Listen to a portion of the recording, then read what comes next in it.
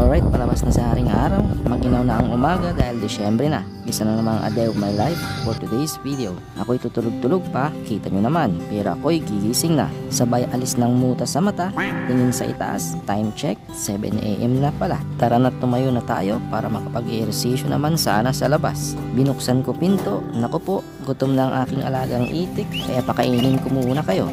Ako'y naglakad-lakad sa labas. Maganda sana mag-jogging-jogging kung mas maaga lang ako nagising. Maya-maya inihanda ko na itong aming agahan, tanghalian. Sakto walang pasok ang estudyante ko ngayon. Hugas-hugas lang para malinis itong karne ng baboy. Sabay hiniwa ko ng maliliit bago lagyan ng asin para magkaroon ng lasa. Naghimay ng talbos at kangkong, set aside. Next, kamatis, bawang at luya. Syempre, hiniwa-hiwa ko ang lahat ng mga sangkap at nagprepare na rin ako ng paanang manok para sa adobo. Hinati-hati ko tapos nagtatad ulit ako ng sibuyas, sabay lagay ng bawang, pampalasa, paminta, konting suka at oyster sauce para ibabad ang paa. Matik, mikos-mikos lang, set aside. Isunod ko naman itong mga sahog na gulay para sa sinigang na baboy. Nandyan ang mustasa, okra, gabi, tanglad. Buksan na natin.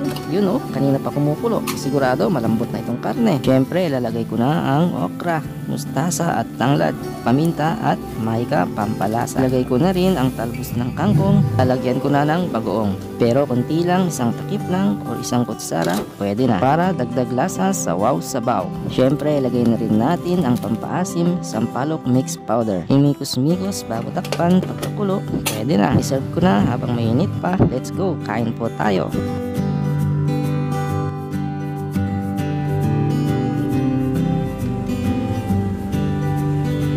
At dahil solved na ang ating agahan tanghalian, maglakad-lakad ulit tayo dito sa labas para kumuha ng video pampalatastas sa aking vlog. Dahil sobrang init dito, naligo muna ako para presko at mabango. Alright, makalipas ang ilang oras, ito may inihahanda na ako na pang pulutan na binili ni pareng BBM na mahilig sa chicks, edad 60. Oh men, sarap dito. Kilawing balat ng baka, nilagyan ko ng sibuyas, kunting luya, paminta, suka at maraming kalamansi, asin, bitsin, pampalasa. Himikos-mikos para mahalo ang mga sangkap. At ito na nga ang ating sample. Tapos na, kaya dalhin na natin ito sa pwesto kung saan may okasyon. Dito sa table formation, kasama si Bongbong, may konting kasiyahan. Ang kinakanta niya ay isang iiwanan, isang babalikan. At habang sila'y nagkakantahan, naglakad-lakad muna ako dahil naiingayan ako.